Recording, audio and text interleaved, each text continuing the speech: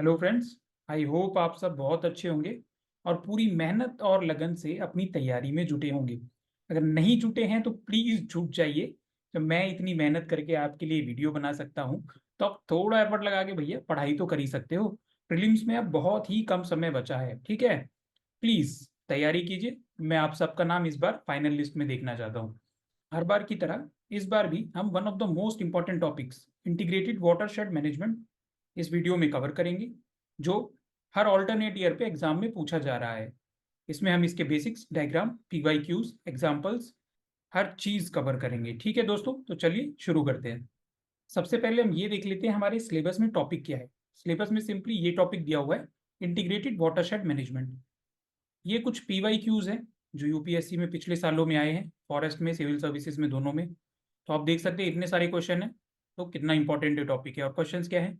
Give an elaborate account of agronomic measures for integrated watershed management, explain various soil conservation methods and integrated watershed management approach, watershed management note, explain integrated watershed management as a hydrological unit, describe the principles, objectives of watershed management, describe the benefits and causes of deterioration of watershed। ठीक है, इसी तरह बाकी question भी है जो हम इस वीडियो में कवर करेंगे। ठीक है फ्रेंड्स,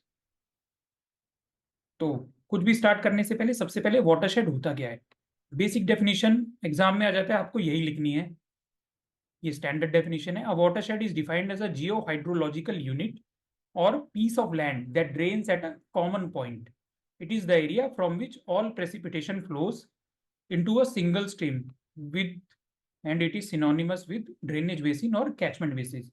यानी कि जमीन का वह टुकड़ा जहां से सारा पानी एक ही स्ट्रीम में बह रहा है, ठीक है। इसे ड्रेनेज बेसिन और कैचमेंट बेसिन भी कहा जाता है। ये डेफिनेशन है, ये आप रट लेंगे। ये डायग्राम आपको डेफिनेशन के साथ बनाना है, यही डायग्राम आप बनाएं। और ये कैरेक्टरिस्टिक्स है जो आप देख सकते हैं, size, shape, topography, vegetation, soil, climate, land use. तो ये कैरेक्टरिस्टिक्स आप लिख सकते हैं अगर कहीं भी आपसे नोट मांगा जा रहा है एक वाटरशेड पे, है ना। बेसिक ही आप ये डिफाइन कर सकते हैं। फिर हम आगे बढ़ेंगे। अभी हमने एक क्वेश्चन देखा था, causes of deterioration of watershed. तो वो कॉजेज क्या है? Felling and burning of trees, toxic fumes and chemicals discharge into streams, excessive grazing, है ना भैया। जानवर ज्यादा चर रहे हैं, मान लीजिए घास या प्लांट्स को चर गए, तो अब वेजिटेशन उस लैंड के ऊपर से हट गया। अब जब भी तेज हवा चलेगी, तेज स्ट्रीम आएगी, तो सॉइल इरोजन होगा और उस जगह हमारी टॉप जो सॉइल कवर होता है वो लॉस हो जाएगा। शिफ्टिंग कल्टीवेशन और जूम कल्टीवेशन, पता है आपको क्या होता है? जनरली नॉर्थ ईस्टर्न एरियाज में हमारे यहाँ प्रैक्टिस होता है। उसमें क्या है, एक पीस ऑफ लैंड पे कई सालों तक खेती की जाती है लगातार। उसके बाद उस पैच को छोड़ दिया जाता है, उसे बर्न करके फिर कुछ सालों में वो रिकवर होता है, उसके बाद उसे रीयूज किया जाता है।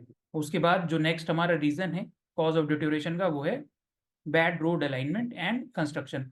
फॉल्टी कंस्ट्रक्शन हो रही है, आप उत्तराखंड में देख रहे हैं कितने फ्लड्स आ रहे हैं, रिवर का रास्ता चेंज किया जा रहा है, तो ये सब फॉल्टी कंस्ट्रक्शन में आता है। नेक्स्ट जो एग्जाम में हमसे बार बार पूछा जाता है, मोस्ट इंपॉर्टेंट क्वेश्चन, वो है watershed management slash integrated watershed management. दोनों सिमिलर ही टर्म्स हैं, थोड़ा सा माइनर डिफरेंस है। दोनों की ही मैंने डेफिनेशन आपको दी है। लोग जनरली कंफ्यूज हो जाते हैं, वाटरशेड मैनेजमेंट क्या है, इंटीग्रेटेड वाटरशेड मैनेजमेंट क्या है, आईडब्ल्यूएम आता है तो मैं क्या लिखूं, वाटरशेड मैनेजमेंट आता है तो मैं क्या लिखूं। तो आपके लिए मैंने सिंप्लीफाई कर दिया है। वाटरशेड मैनेजमेंट आए तो डेफिनेशन ए, इंटीग्रेटेड वाटरशेड मैनेजमेंट आए तो डेफिनेशन बी। ठीक है। वाटरशेड मैनेजमेंट क्या है? Rational utilization of land and water resources for optimum and sustained production with minimum major to natural resources. वहीं अगर इंटीग्रेटेड वाटरशेड मैनेजमेंट आता है तो क्या है? Integrated watershed management, integration word है, ठीक है। सो इंटीग्रेटेड से integration of technologies, it is the integration of technologies within the natural boundaries of the watershed for optimum development of land, water, plant resources to meet the basic need of people and animals। people and animals भैया, जानवरों की भी need को meet करना है। जानवरों की needs क्या होती हैं? पानी, फॉडर, कुछ घास फूस खा लेते हैं ना, यही सब चीजें उनकी भी नीड है जो हमें मीट करनी है in a sustainable manner. It's a holistic approach, ठीक है। तो इंटीग्रेटेड है, आपको आंसर में वही चीज दिखानी है, sustainable, holistic, integrated approach.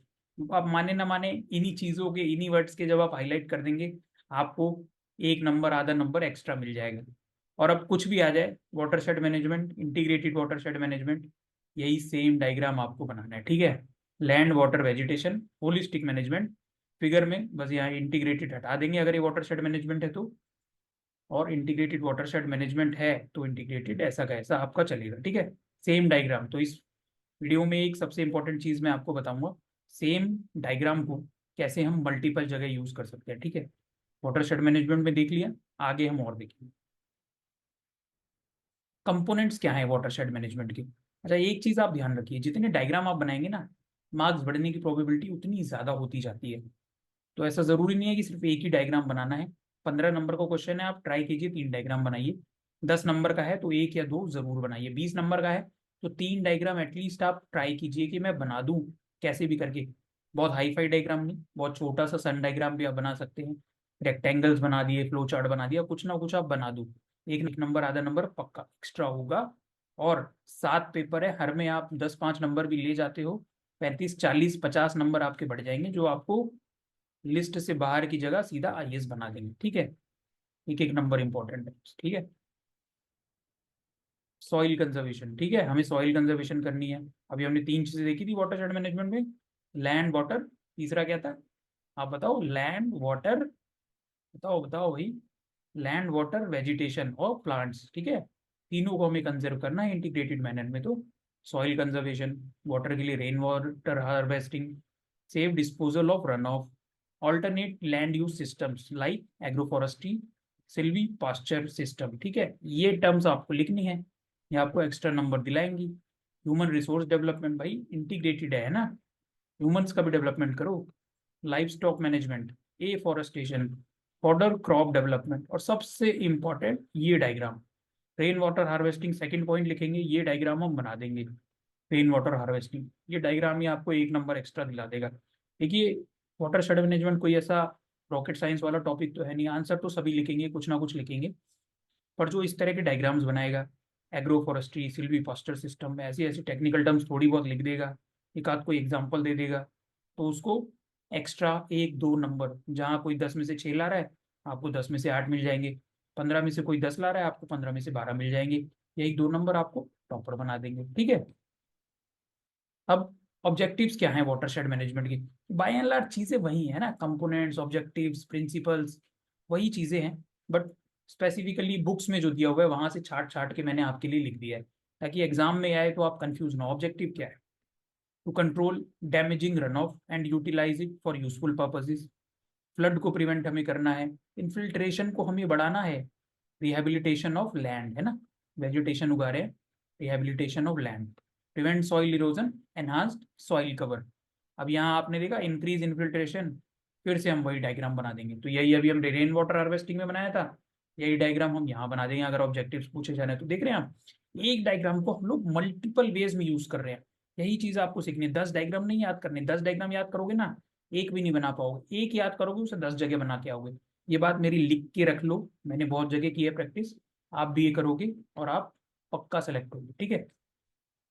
Principles of watershed management, तो थोड़ा थोड़ा ऑब्जेक्टिव जैसा ही है, बट प्रिंसिपल क्या है, क्या तरीका हमारा है ना। ऑब्जेक्टिव का मतलब होता है गोल क्या है अल्टीमेट, प्रिंसिपल का क्या मतलब है, क्या क्या प्रैक्टिसेस में हम प्रिंसिपल्स या रूल्स फॉलो करते हैं, ठीक है। तो प्रिंसिपल्स क्या है हमारे, utilizing land according to its capability, है ना।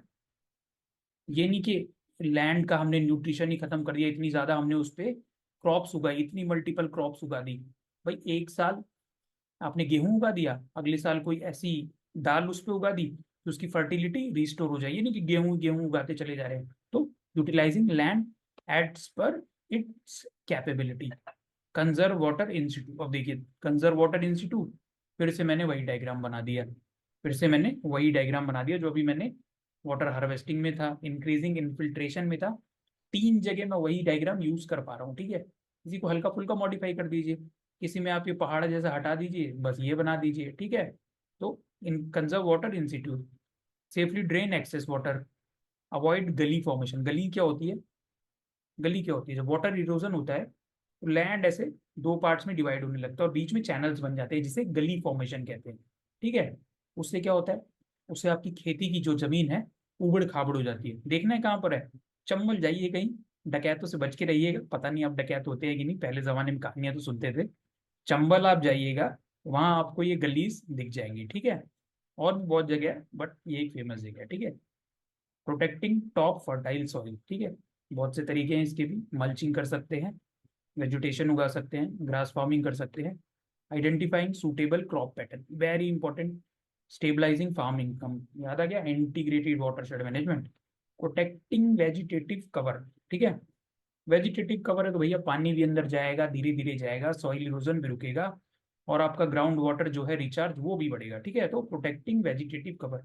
अच्छा, बहुत सारे प्रिंसिपल्स होते हैं, बट जो मोस्ट इंपॉर्टेंट चीजें जो होनी ही होनी चाहिए वो मैंने यहाँ लिखी है। 10 नंबर आया, 8 आपने यही लिख दिए, तो यही आप विजेता बन जाएंगे, डायग्राम भी बना दिया। ठीक है जी, आगे बढ़ते हैं। वाटर शेड मैनेजमेंट प्रैक्टिसेस, ठीक है, ये बहुत इंपॉर्टेंट क्वेश्चन है, दोनों अलग अलग हेड्स के अंदर पूछा जाता है, ठीक है। तो भाई इसे रट लीजिए आप, प्लीज इसे रट लीजिए, मेरे लिए रट लीजिए। Water shade management practices, agronomic measures, mechanical और इंजीनियरिंग मेजर्स, ये क्वेश्चन ऐसे ही पूछा जाएगा। Define few agronomic measures of watershed management, define few mechanical engineering measures of watershed management. इस तरह के ही क्वेश्चन आते हैं, मैकेनिकल और इंजीनियरिंग मेथड्स, एग्रोनॉमिक मेजर्स, वहां जाके आदमी भूल जाता है, ठीक है। तो क्लियरली इसको आप याद कर लीजिए, क्या एग्रोनॉमिक है, क्या मैकेनिकल है, क्या इंजीनियरिंग है, इसको पूरा याद कर लीजिए, ठीक है। अलग अलग हेड्स के अंदर यही आपको वहां लिख कर आना है, बना के आना है, वरना नंबर नहीं आएंगे, ऐसे लिखेंगे तभी नंबर आएंगे, ठीक है भैया। तो एग्रोनॉमिक मेजर्स हमारे क्या है? Strip cropping, land preparation, example minimum tillage, mulching, pasture cropping, residue management, grassland farming, ठीक है। स्ट्रिप क्रॉपिंग क्या होता है? ये डायग्राम है स्ट्रिप क्रॉपिंग का, ये आपको बना देना है। स्ट्रिप्स में हम क्रॉप्स को उगा रहे हैं, ठीक? पहली स्ट्रिप इरोजन रेजिस्टेंट, अगली स्ट्रिप इरोजन ससेप्टेबल क्रॉप, उसके बाद फिर इरोजन रेजिस्टेंट क्रॉप। तो ऐसे ऑल्टरनेट लेयर्स में हमने लगा दिया, ताकि बीच वाली हमारी जो ससेप्टेबल क्रॉप है वहां इरोजन को प्रिवेंट किया जा सके, ठीक है। दो प्रोटेक्टिव लेयर्स हमने बना दी। Land preparation, minimum tillage, minimum tillage हम आगे किसी और लेक्चर में कवर करेंगे। मिनिमम टिलेज का क्या मतलब होता है? जितना टिलेज रिक्वायर्ड है मिनिमम उतना ही आप टिलेज करेंगे, ये नहीं कि ट्रेडिशनल ट्रैक्टर लेके पूरा खेती जोत डाला, ठीक है। मिनिमम, उसको मिनिमाइज करना है, ठीक है। कंजर्वेशन एग्रीकल्चर की एक टेक्निक है, वो हम कवर करेंगे।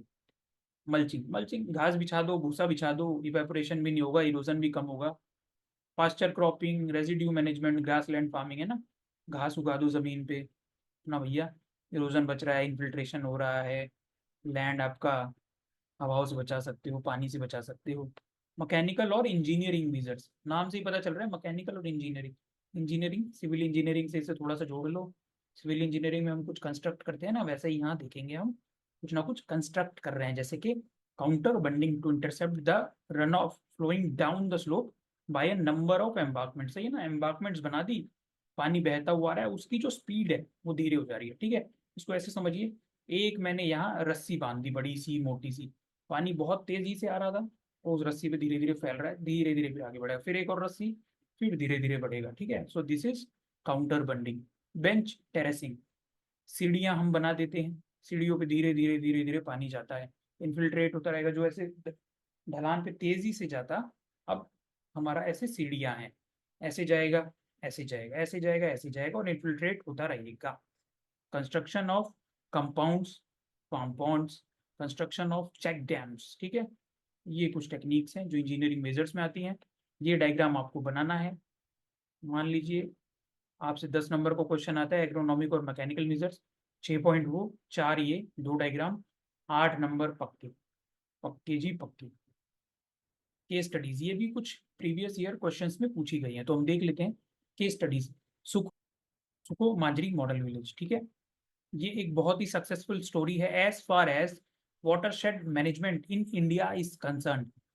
इसने नेशनली इंटरनेशनली कोलेट्स प्राप्त किए थे for the practices which the villagers of this village have followed. और कुछ प्रैक्टिसेस जो इसमें फॉलो की गई थी वो थी, इन्होंने लगभग 5,000 खैर ट्रीज लगाए जो मैच्योर हो गए 400 हेक्टेयर में in Sukhomajri forest at an average price of ₹1,000 per quintal of hardwood, ठीक है। और ये क्या बता रहा है कि अगर इन ट्रीज से आपको टिम्बर में इनकम चाहिए तो 50 लाख अकेले ये टिम्बर आपको उस समय दे सकता था। 1 क्विंटल ऑफ कैरवुड yields up to 6 kg of katha, an extract used in medicine, pan, natural dyes that sells at ₹500 per kg, adding up to ₹1 crore in nation's kitty। इसके बाद अगला हमारा आता है पानी फाउंडेशन का वाटर कप इनिशिएटिव। इसके अंदर पानी फाउंडेशन के द्वारा water shade management, water conservation structures को बिल्ड करने की, रिपेयर करने की ट्रेनिंग दी गई विलेजर्स को, और उन्होंने एंटरप्रेन्योरियल जील के साथ काम किया, ऐसे स्ट्रक्चर बनाए ताकि वाटर कंजर्व किया जा सके। उसके अलावा अगर आपको किसी गवर्नमेंट स्कीम का नाम देना है तो वो है जल शक्ति अभियान, जिसका one of the prime focus is water shade management. ठीक है दोस्तों, तो इस वीडियो में हमने सारे बेसिक्स जिसकी भी हमें जरूरत थी वो कवर कर लिए हैं। अब आपके लिए एक होमवर्क है, ये एक क्वेश्चन है, given elaborate account of agronomic measures of watershed management. ठीक है, 20 नंबर का क्वेश्चन है, आईएएस 2019 में आया है। आंसर लिखिए, हमारे टेलीग्राम चैनल पर शेयर कीजिए, हम आपको फीडबैक देंगे जिससे आपकी आंसर राइटिंग इंप्रूव होगी। ठीक है दोस्तों, तो अगर वीडियो अच्छा लगा हो तो लाइक जरूर कर दीजिए और पूरी तैयारी के साथ पढ़ाई करते रहिए। All the best.